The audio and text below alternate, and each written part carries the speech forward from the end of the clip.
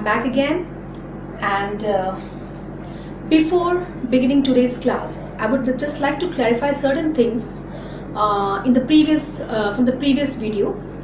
In the last video, we had discussed about the radicals, right? Yes, and in most of the books also, even in your own chemistry books, you must have come across like chloride radical or potassium radical. But today I would like to clarify one thing, that let us use the word radical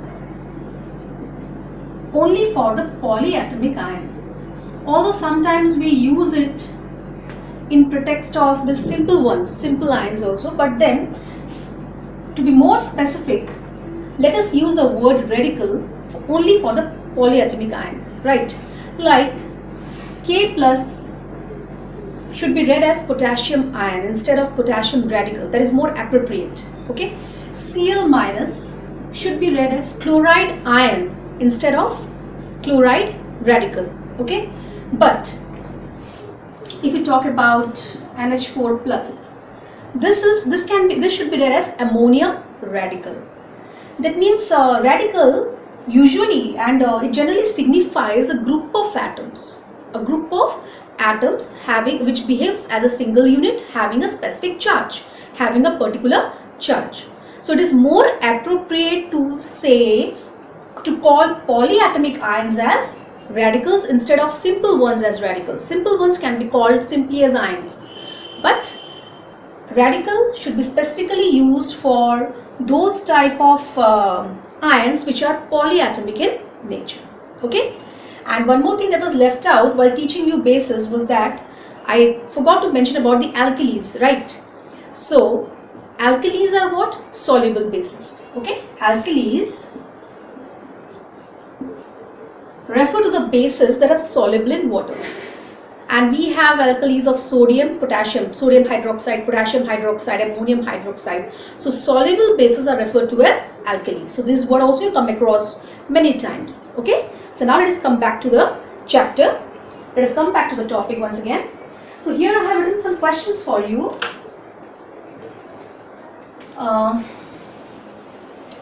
The first topic that we are going to take today is determine the valency of nitrogen in the following compounds. Okay, it's very simple. Just keeping in mind the valency of oxygen to be 2, the valency of hydrogen to be 1, and the valency of chlorine to be 1, we can easily determine. You know how we use a crisscross formula to write the chemical formula of a compound. Likewise here, the reverse method will be using like NO2. So let us take NO2 first. So the first step what I'm going to do is the subscript, just interchange the subscript, interchange. I mean this 2 will be interchanged and will be written as a superscript over nitrogen. And in this case it is N1O2 specifically, it's N1O2. So this becomes what? O1, right? What we have in the first step, we have just interchanged the subscripts and written it as superscripts, right? This 2 goes to nitrogen and 1 goes to oxygen. Now what is the valency of oxygen? It is 2, we know. So what should we multiply to 1 to get 2? 2. Yes. So what should be multiplied to this 2? So how much we are obtaining? 4. That means the valency of nitrogen in nitrogen dioxide is how much? 4. Right? Let's take the example of hydrogen. You can also relate it to the valency. When we are discussing about the valency, it is the double the number of oxygen atoms. That way also you can relate to the topic, right? So double the number of oxygen atoms, how much? 4. Now likewise here, it is the number of hydrogen atoms with which the particular element is combining. So here we have 3 hydrogen atoms. So if you interchange NH3, 3 comes here and here comes 1 as a superscript, and the valency of hydrogen is 1. It's okay. So what is the valency of nitrogen then? 3. So in the compound ammonia, the valency of nitrogen is 3. Likewise in nitric oxide, this is NO. Nitric oxide,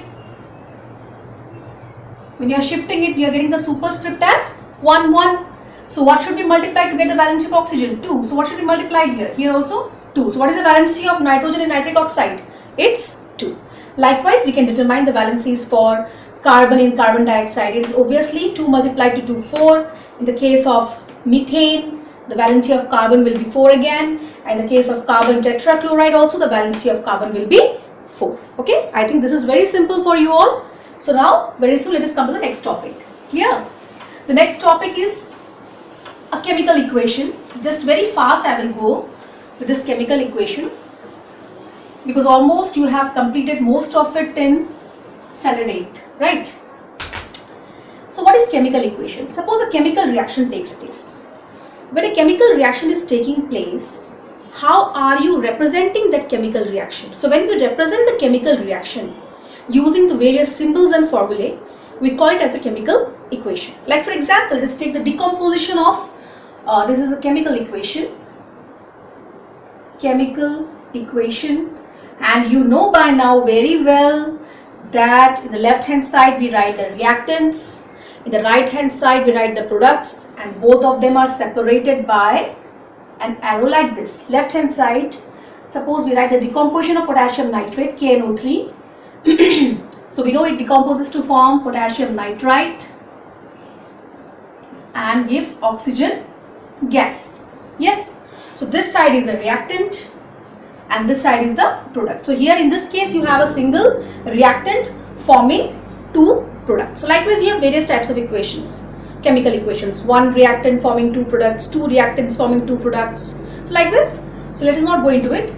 So what is the first thing you're asked to do when you write a chemical? So now here what we have done, we have written that we have expressed the chemical reaction of potassium nitrate, the decomposition of potassium nitrate in terms of symbols and formulae. Yes, so this is called a chemical equation. And then the second part is that you need to balance the chemical equation. Why do we need to balance? Because we know the law of conservation of mass, which states that matter can neither be created nor be destroyed. So that means the sum of the reactants should be equal to the sum of the products. So before balancing, this is called as a skeleton equation. This is called as a skeleton equation. And what method are you following to balance the equation? That is the same hit and trial method, right? You have to follow the same hit and trial method. You have devised your own ways of making it more easier, I know by now. So by the hit and trial method only we will be balancing it. So here we have potassium 1, 1. Oxygen is 3 here, so let us write here 2. So it will be 2. Let us check it. 2 potassium, 2 nitrogen, 6 oxygen, and here 4 plus 2, 6 oxygen we are having. So this is the decomposition of potassium nitrate on heating. Delta represents what? Heating. Okay. So now, if you are asked, what information is conveyed through a balanced chemical equation? So through a balanced chemical equation, we get a lot of information. Like we come to know how many molecules of reactants are. So the first thing we come to know is the number of molecules. First thing we come to know about the number of molecules. That is, 2 molecules of potassium nitrate on heating decomposes to form 2 molecules of potassium nitrite and 1 molecule of oxygen. Next, we come to know about the chemical composition of the various reactants and products. Like for example, the chemical composition of potassium nitrate is 1 atom of potassium, 1 atom of nitrogen and 3 atoms of oxygen. So we come to know about the chemical composition of each element or compound involved in this chemical reaction. Yes.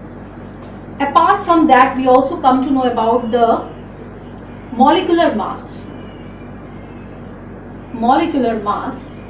That means here, if you calculate the molecular mass of potassium nitrate, it's 2 KNO3 here. Yes, 2 KNO3. So it will be 2. You have 39 plus 14 plus 16 multiplied to 3 is 48. So let us 8, 12, 21, 5, 6, 10, 101. So how much you got here? 202. Okay, let us calculate the atomic mass for KNO2. It is 2 multiplied 2, 39 plus 14 plus 32. 2 atoms of oxygen. So 2, 6, 15, 85 plus oxygen will be 32. 16 multiplied to 2 is 32. So how much we are getting here? 170 plus 32. That is equal to 202. So now the third thing what you come to know, the third most important thing that you come to know is here 202 parts of potassium nitrate decomposes to form 170 parts of potassium nitrite and 32 parts of oxygen. And for your information, one more thing I would like to add here is that remember 22.4 liters of any gas, this much volume, 22.4 liters of volume of any gas, if you take any gas at STP weighs equal to its molar mass. Okay, weighs equal to its molar mass. What does it mean?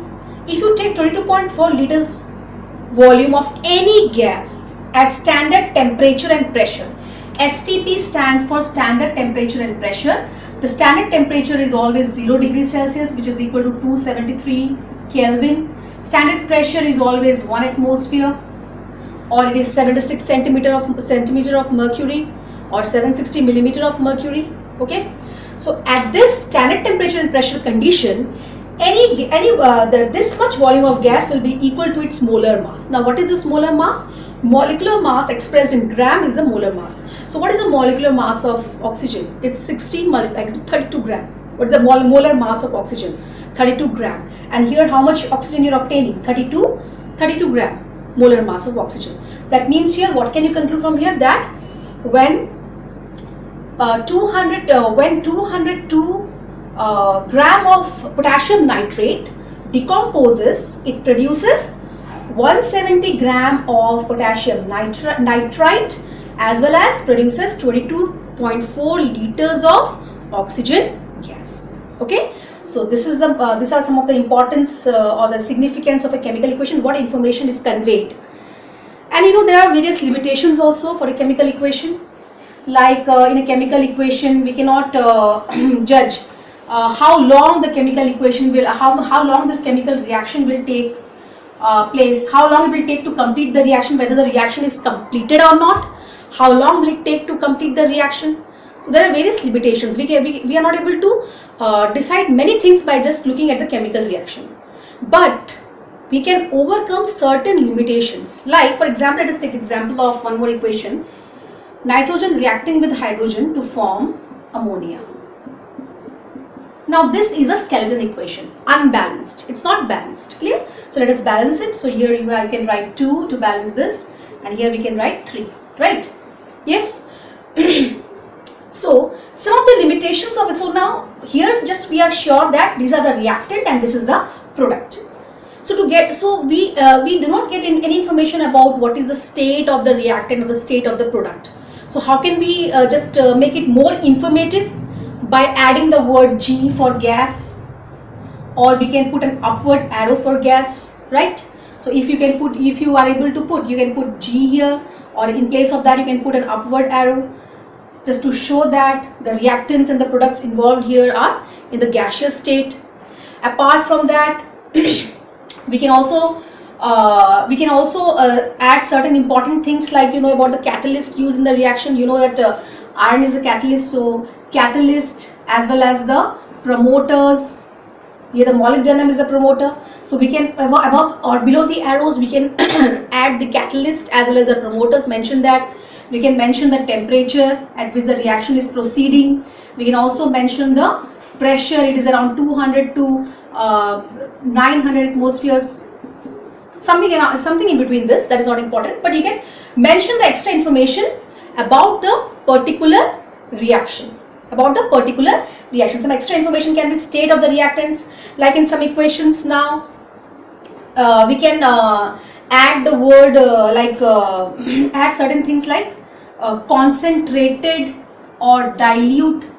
So this shows the concentration of acids, whether the acid is concentrated, the acid used is in the concentrated form or in the dilute form. What is the meaning of concentrated and dilute? When there is more amount of water, it is dilute. When less amount of acid is there and more amount of water, and when there is more amount of acid than water, then it is concentrated. Okay, so we can write like dilute sulfuric acid. So this type of things can be used here.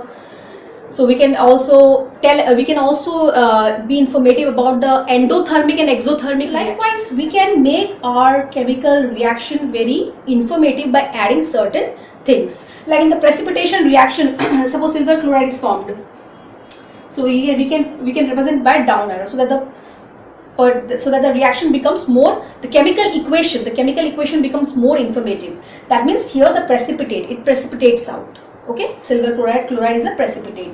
So about the state of the reactants, whether the chemical reaction is endothermic or exothermic, whether a precipitate is formed, what is the state of the reactants and the products. We can mention about the catalyst and the promoters, the temperature, conditions also by writing it above or below the arrow mark. And also if some reactions are reversible, we know, so we can represent the reversible reactions by giving an arrow like this. That means that the reaction proceeds in both the directions. By reversing the conditions, we can reverse the chemical reaction, right? So these are various things about the chemical equation. So now let us come to the next topic.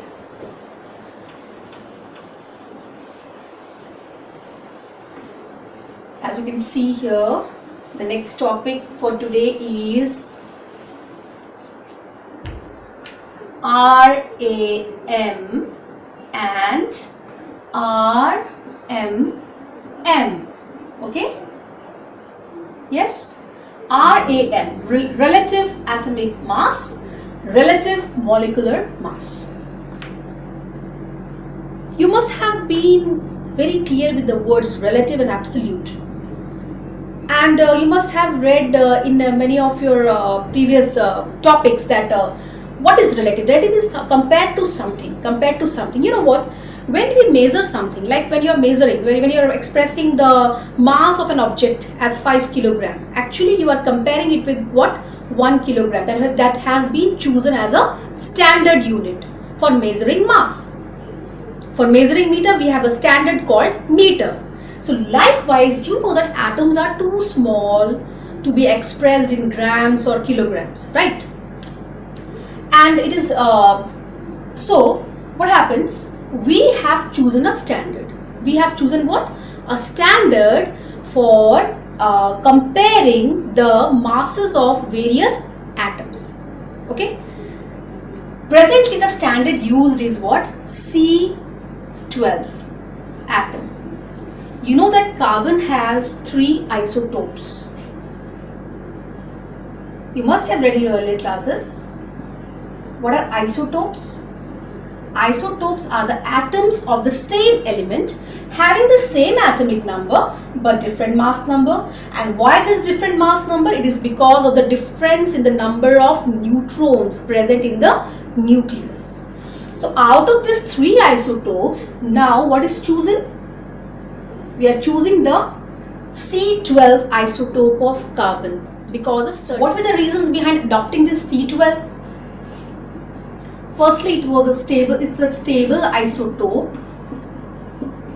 Secondly, it is moderately reactive. It doesn't react very fast or is not very slow also. Moderately reactive. Yes. Then it is present abundantly. And on this scale,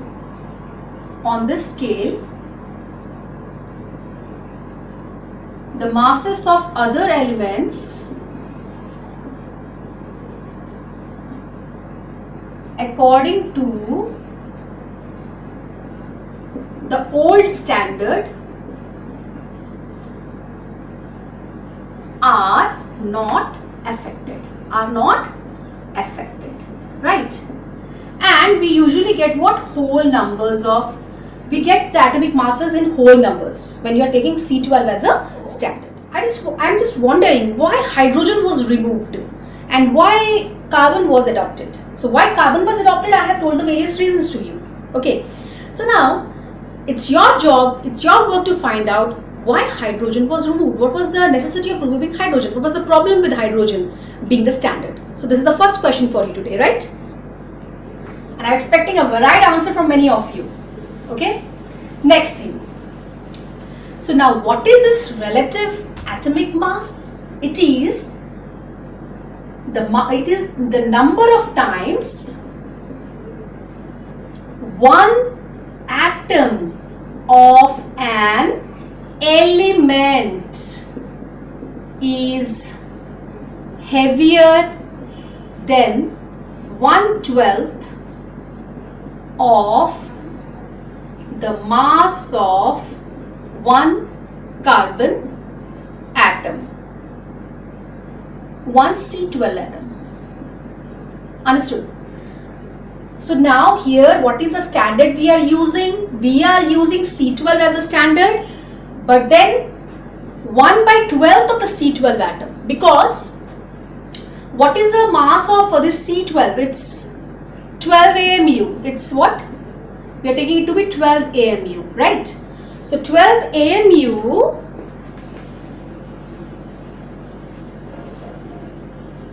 I'll come to both. Wait, this is see, relative atomic mass is what we are comparing one atom of an element. How many times it is heavier than 1/12 of the mass of carbon atom. The same definition holds for relative molecular mass also, but the only difference is what? Here in this case, this line will change, just this one. In place of one atom of an element, you should write one molecule of a substance. That's it. That's the only change here. Okay. Here, one molecule of a substance. So this words will be replaced by one molecule of a substance, right? So now,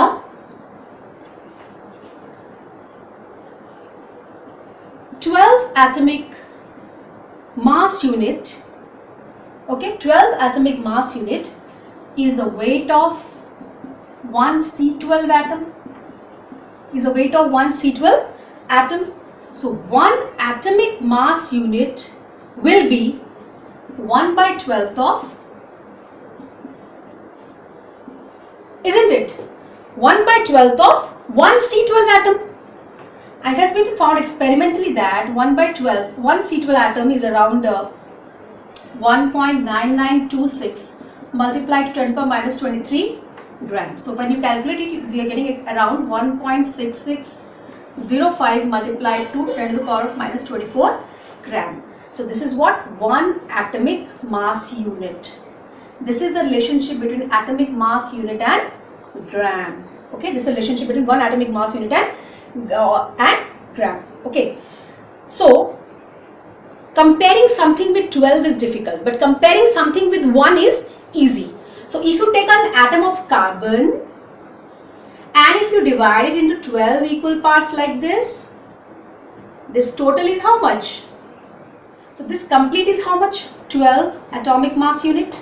12 atomic mass unit, right? So each will be how much? 1 atomic mass unit. That's why 12 atomic mass unit is what? Weight of one C12 atom. So 1 atomic mass unit 1/12 of one C12 atom. So this way, taking carbon as a standard, it was very easy for the chemists to calculate the various atomic masses, and the older values were not affected because of that. What is this relative atomic mass? It is the mass of one atom of an element upon mass of 1/12 of one C12 atom. Yes, mass of one atom of an element compared to mass of 1/12 of one C12. What is 1/12 of one C12 atom? It is 1 AMU. It's 1 AMU, right? And what is a relative molecular mass? It is a mass of one molecule of a substance. Mass of one molecule of a substance. In place of atom, molecule. In place of element, substance. Number of times the one molecule of a substance is heavier than 1/12 of one carbon 12 atom, right? So this was the concept of this relative molecular mass and relative atomic mass. And then we have certain calculations, simple sums we are having based on this percentage composition. So you all know by now molecular mass and all you are knowing. So let us take one example here. Ammonium sulfate. Ammonium sulfate. Suppose this is the compound we are taking today, and we are asked to calculate the percentage composition. Percentage composition because for each element you know how to calculate the percentage, right? Just I will tell you the theory. See here, first you should calculate the relative molecular mass of this. Okay, so relative molecular mass, let us calculate. So it is 2 multiplied to 14 plus 2 multiplied to 4 multiplied to 1. Sulfur is how much? It's 32 plus 4 multiplied to 16 is how much? 64. See what we are doing? We are just, it's a sum. Percentage is a relative molecular mass, the sum of the relative atomic masses. Relative atomic masses. What is the relative atomic mass of nitrogen? It's 14 AMU. So 14 multiplied to 2. Why 14 multiplied to 2? Because here whole 2. We have whole 2. Then 4 multiplied to 2 is 8. 8 multiplied to what is the atomic mass of this hydrogen? It's 1. So likewise sulfur is 32 and oxygen will be 16 multiplied to 4. So let us add it up. 8, 32, 64. Right? So how much we are getting here? 16, 18, 2, 4, 7, 132. 132 AMU. So how are you going to find the percentage composition of nitrogen? So nitrogen is how much? 28. Yes, express it as percentage. Then likewise percentage composition of hydrogen also you will find out in this manner. Hydrogen is how much? It's 8. 8 here. So in this manner, percentage composition of sulfur. Sulfur is 32 here. So 32, 132 multiplied to 100, that much percentage you have to calculate and tell me the answers. And last one is oxygen. You have 64 upon 132 multiplied to 100. So this way you are going to, so first step what you have to do, you have to calculate the relative molecular mass of the given compound. Then find the individual percentage of each element, right? I hope the idea is getting quite clear. And the last one, and for this I will give you a work. The second question for you is you have to calculate the percentage composition for all the elements present in blue vitriol and send the answers to me in the comment box, right? That is your question. Okay, blue vitriol, you have to find the percentage composition. This is the second question. The first question was why hydrogen was discarded or removed as a standard, and second is what is the percentage composition of each element in the compound blue vitriol. That is your work to find out. It's not new word for you. Okay, now next let us come to the last one. It is very simple one, that is the empirical formula. Empirical formula. Let us take the example of glucose, C6H12O6. Now what is this? The formula of glucose. So when you express it in the simplest form, the empirical formula is the simplest formula where the elements are in the simplest ratio, where the elements are there in the simplest, in the elements present in the compound are in the simplest ratio. Actually glucose is what? Made up of 6 atoms of carbon, 12 atoms of hydrogen and 6 atoms of oxygen, right? But here you have just reducing it so that it becomes what? It becomes CH2O. So this is the empirical formula for glucose. And what is the empirical formula mass? Is the mass of this. Now the molecular mass of glucose will be different, but what is the empirical formula mass? 12 plus 1 multiplied to 2 plus 16. So whatever you get, that is the empirical formula mass. So I hope, dear students, the idea is clear with you all.